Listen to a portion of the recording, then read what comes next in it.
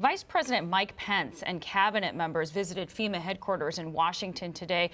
They were briefed on Irma relief efforts. Pence then delivered these remarks to the press. Wherever Hurricane Irma goes, we'll be there first. We'll be there with resources and support, both to save lives and to help to recover and rebuild these states and these communities. The track has changed. That's our pledge. There's so many different aspects to this. Thank you, guys.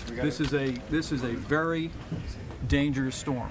This is a life-threatening storm, and it's enormously important that every American in the path of this storm take the warnings of state and local officials to heart. We can rebuild cities. We can rebuild buildings. We cannot rebuild lives.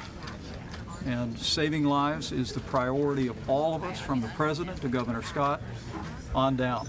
And we'll stay focused on the life-saving mission.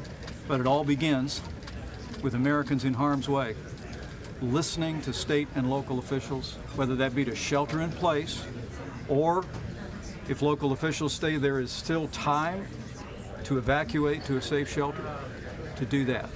But to heed those warnings, to act on those warnings, put your safety, your family's safety, and the safety of those vulnerable citizens that you know around you first. And we'll get through this. Vice President Pence, Thank you. got a briefing today. Thanks, what everybody. aspect of this storm really concerns you the most? Well, clearly the briefing that we received at Camp David this morning caused the President to have great concern for the impact of this storm moving up the West Coast and the potential through heavy winds and storm surge to compromise cities and compromise lives.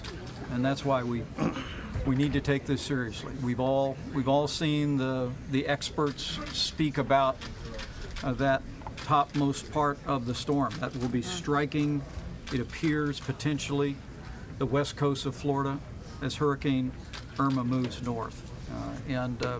People that are in harm's way in just a few hours in Marco Island, in Naples, in Sanibel, in Captiva, and then north to Tampa, need to take these warnings seriously.